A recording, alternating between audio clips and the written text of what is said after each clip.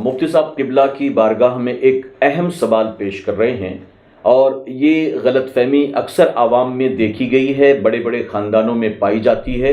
اور ہمارے ملک میں کچھ ایسے سٹیٹس ہیں جہاں پر صدیوں سے یہ چیزیں ہوتی چلی آ رہی ہیں، ہم جسے روٹیشنل قربانی کا نام دیتے ہیں۔ یعنی اگر جوائنٹ فیملی ہے تو پورے گھر میں اس سال ابا کے نام پر قربانی کی جائے گی، اگلے سال امی کے نام پر، پھر تیسرے سال کسی اور کے، چوتھے سال کسی اور کے، پھر چھٹے سال کسی اور کے، آٹھویں سال کسی اور کے، اور پھر 10-12 سال کے بعد میں ابا کا نمبر آتا ہے۔ تو ایک جانور ذبح کر دینے سے وہ سمجھتے ہیں کہ سب کے سب بری ذمہ ہو گئے۔ کیا اس طرح سے قربانی کرنا درست ہے؟ شریعت مطہرہ کی روشنی میں جس پر قربانی واجب ہے،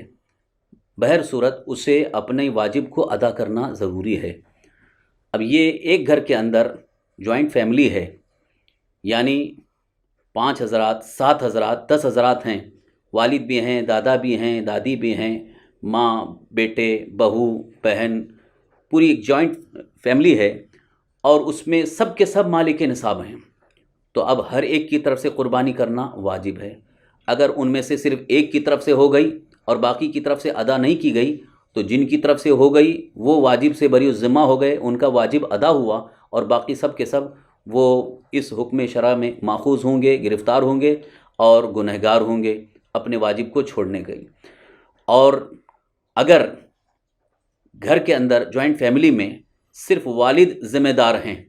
والد کے پاس ہی سب کچھ رقم جمع ہوتی ہے، اور باقی جتنے ہیں ان کے پاس کوئی رقم جمع نہیں ہوتی، صرف ان کو اخراجات کے لیے، خرچ کے لیے مل جاتا ہے۔ جیسے کہ بعض جوائنٹ فیملی میں ایسے بھی صورت ہے کہ جو بھی کماتے ہیں، جو بھی رقم آتی ہے وہ ایک کے پاس جمع ہوتی ہے، اور وہی مالک نصاب ہیں، باقی سب کو خرچ کے لیے مل جاتا ہے، اور کوئی بھی مالک نصاب نہیں ہے۔ تو ایسی صورت میں اگر گھر میں جیسے والد صاحب ہیں یا دادا ہیں، وہ خود مالک نصاب ہیں، ان کے پاس ہی رقم جمع ہے، اور باقی کے پاس کسی کے پاس بھی مقدار نصاب نہیں ہے، تو ایک قربانی والد کی طرف سے ہو گئی تو وہ ان کا واجب ادا ہو گیا، اور باقی کسی پر واجب نہیں، کیونکہ یہاں پر جو شرط ہے وہ مالک نصاب ہونے کی شرط ہے۔ تو جب کوئی مالک نصاب نہیں، صرف ایک ہی مالک نصاب ہیں، تو ایک قربانی اگر ہو گئی تو وہ واجب ادا ہو گیا، اور وہ واجب سے بری الذمہ ہو گئے۔ باقی کی طرف سے اگر نہیں ہوا تو کوئی حرج نہیں۔ لیکن اس کے برخلاف جوائنٹ فیملی میں جتنے بھی ہیں ان سب کے پاس اتنی مقدار ہے جس سے وہ مالک نصاب کہلاتے ہیں۔ جیسے آج کی تاریخ کے اعتبار سے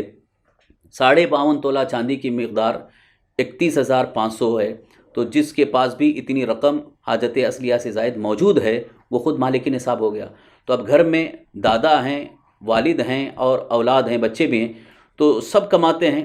یا ایک ہی کاروبار ہے، ایک ہی فیکٹری ہے، مگر سب کے پاس اتنا بینک بیلنس ہوتا ہے جس سے ہر ایک مالک نصاب ہے، تو ہر ایک کو اپنے اپنے واجب ادا کرنا ضروری ہے۔ اور اگر ایک بھی مالک نصاب ہونے کے باوجود ادا نہ کریں گے تو سب کے سب گنہگار ہوں گے۔ اب یہ جو رواج چلایا ہے روٹیشنل قربانی کا،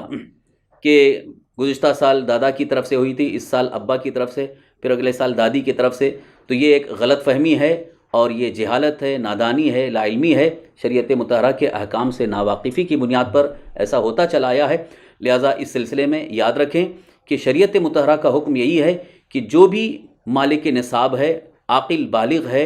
ان کے پاس مقدار نصاب موجود ہے تو ان پر قربانی واجب ہے۔ تو ایک گھر میں جتنے بھی افراد مالک نصاب ہیں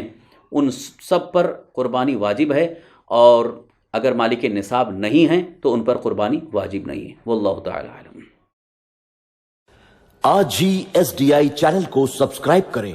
بیل آئیکن پر کلک کریں۔